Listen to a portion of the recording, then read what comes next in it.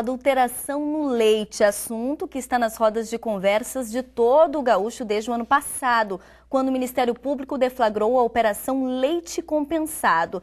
E as dúvidas em relação a isso são muitas, já que o leite é um alimento que usamos diariamente. O Em Pauta de hoje vai buscar justamente tirar algumas dessas dúvidas e entender como se dá esse processo de adulteração, por quê e o que a população pode fazer em relação a isso. Por isso, especialistas foram convidados para o programa de hoje. A Simone Westenfelter, que é química industrial de alimentos, Paulo Vieira, que é promotor de justiça, e Ítalo Bronzatti, subprocurador do PROCON aqui de Novo Hamburgo, estão aqui nos nossos estúdios. Muito obrigada pela presença de vocês aqui.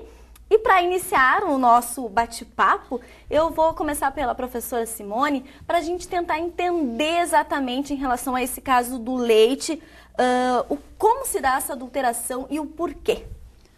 Bom, a adulteração de alimentos, ela acontece normalmente com um único objetivo: aumentar a lucratividade.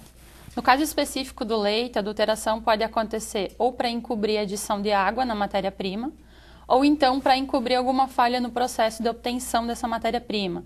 Falha relacionada à higiene, falha relacionada à temperatura inadequada de armazenamento, transporte. Então, toda vez que a gente tem a configuração de uma adulteração, é porque se está mascarando a qualidade do produto, tendo como objetivo, então, a questão da lucratividade. E essa adulteração, ela se dá no momento onde é fabricado, no transporte, como se dá normalmente? A adulteração, ela pode acontecer em toda a cadeia produtiva do leite, que vai desde lá da produção do leite, ou então via transportador, ou via alguma usina de recepção, ou até mesmo na indústria. Então, o que se tem observado ultimamente é que em todos os níveis da cadeia produtiva do leite estão acontecendo adulterações. Bom, como eu falava, né, são muitas as dúvidas, muitas as perguntas, e a gente foi às ruas para saber o que a população tem de dúvidas em relação a isso. A nossa reportagem foi às ruas e selecionamos algumas perguntas que os nossos convidados vão responder agora. A gente pode ouvir a primeira pergunta do nosso espectador. Como eu posso identificar o lote contaminado? Como identificar, então, esse lote contaminado, professora? Há alguma identificação que se possa fazer no imediato, na compra do leite? O lote é identificado, todos os rótulos de alimento precisam apresentar o número do lote, ele é exigido pela Anvisa, pela RDC 259. O problema da questão do lote é que até agora não se sabe, nesses últimos casos que foram identificados, quais foram os lotes, enfim, que estavam contaminados. E o número do lote normalmente aparece escrito numa letra muito pequena e é muito difícil o consumidor conseguir visualizar e interpretar que aquele número se refere ao lote contaminado. O Ítalo, o PROCON não tem acesso também não foi divulgado de repente para o PROCON esses lotes? Bom, diferentemente das outras vezes, das outras operações em que nós já sabíamos quais eram os lotes que estavam adulterados, a gente ainda não tem essa informação. Então, o consumidor que comprar alguma dessas marcas, a indicação é que ele guarde o produto e aguarde as orientações para saber quais são as medidas que vão ser tomadas. Bom, vou aproveitar o gancho. Promotor, é comum isso, se ter uma investigação, se ter a comprovação de que temos um lote adulterado e não se divulgar isso? Pode isso? Como eu te disse inicialmente, eu não tenho uma informação detalhada dessa investigação criminal que está sendo realizada. E mesmo que tivesse, eu teria problemas éticos de comentá-las na medida que eu não sou o titular dessa ação penal. Mas é natural que durante a investigação se guarde sigilo, porque isso implica em responsabilidades não só cíveis em relação aos consumidores, mas também penais. Então a polícia, enquanto não esgotar todas as informações desse trabalho conjunto com o Ministério Público, possivelmente deve ter havido quebras de sigilo bancário, interceptações telefônicas, todas essas ações de investigação, elas tramitam em sigilo. Você não pode simplesmente lançar à imprensa, ao público, a informação que depois tu tem que voltar atrás e desmentir. Isso pode gerar até uma indenização contra o Estado. Não posso dizer é o lote número tal. Isso vai ter repercussões de natureza econômica. Então, penso que se ainda não foi detalhado, é porque é preciso uma investigação maior. Veja que tu tem que chegar aos responsáveis por isso no primeiro momento, depois você precisa confirmar essa prova de que realmente houve o ilícito penal, o crime. Isso não é de uma hora para outra, é necessário fazer apreensões, fazer perícias. Eu acho que reside aí este silêncio momentâneo. Por quê? Porque quando nós trabalhamos com criminalidade organizada, que é esta, não é aquele criminoso comum, é preciso ter redobrados cuidados na hora de recolhermos todas as informações.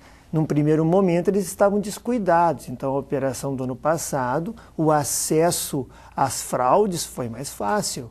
Certamente, do ano passado para cá, houve um cuidado maior para evitar a descoberta. Então, certamente está aí a razão pela qual ainda não foi divulgada a informação. Porque, veja você, a partir do momento que você diz que determinados lotes de certa empresa estão adulterados, isso simplesmente faz com que essa empresa perca muito espaço no mercado. Com certeza. Então, há de se ter responsabilidade nisso também. Eu acredito também que em relação à questão dos lotes, o problema, na maioria dos casos, das operações que foram identificadas até agora, estava na matéria-prima.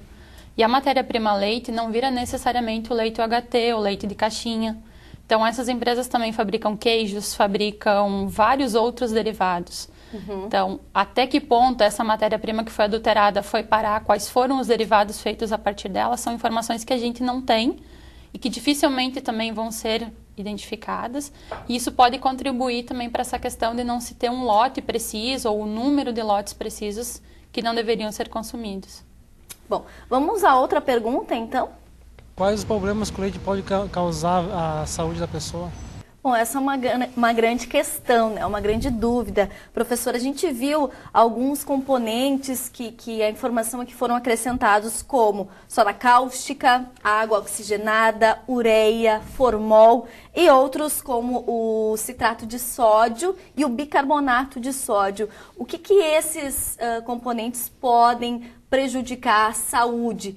E eles não são todos iguais, né? Esses componentes que eu falei, alguns já são comuns, já são ingredientes em alguns casos e outros são proibidos, Sim. digamos assim. O que configura a adulteração na matéria-prima é que nenhuma dessas substâncias, independentes delas serem maléficas ou não para o organismo, podem ser adicionadas. A legislação é bem clara, o leite cru não pode ser adicionado de nenhum tipo de conservante.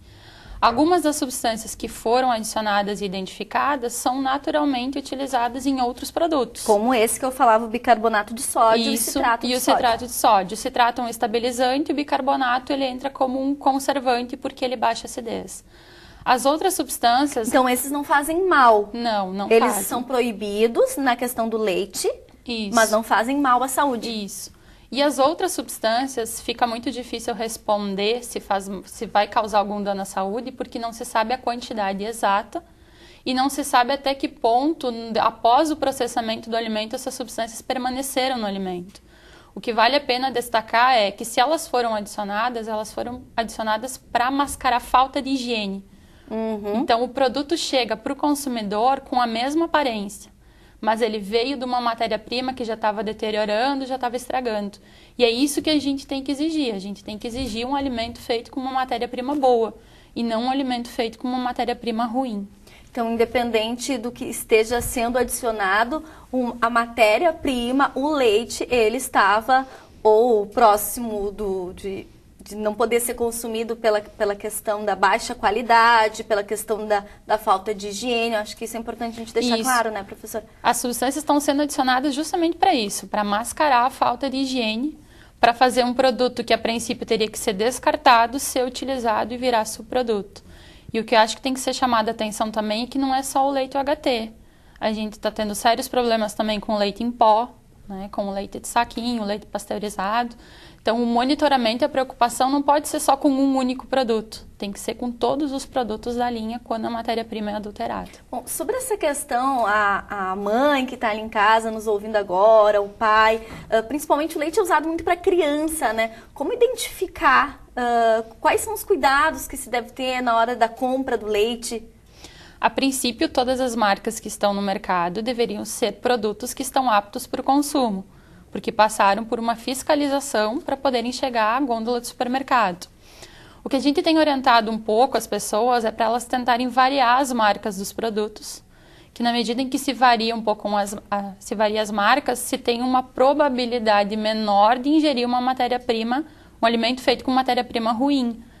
Mas, por outro lado, é um absurdo ter que exigir do consumidor ou orientar o consumidor a fazer isso, porque o produto que está no mercado, a princípio, é fiscalizado. Bom, a gente tem mais duas ainda perguntas dos nossos espectadores, da reportagem que foi até as ruas. Eu tenho aqui uma lista de perguntas ainda para o promotor Paulo, para o Ítalo e também para a Simone, mas antes a gente vai ao intervalo. Peço que você continue conosco, a gente também vai tentar entender um pouco mais de como funciona uma ação nesse sentido do Ministério Público, o que o consumidor pode fazer, qual é o direito do consumidor diante dessas fraudes, mas tudo isso em instantes.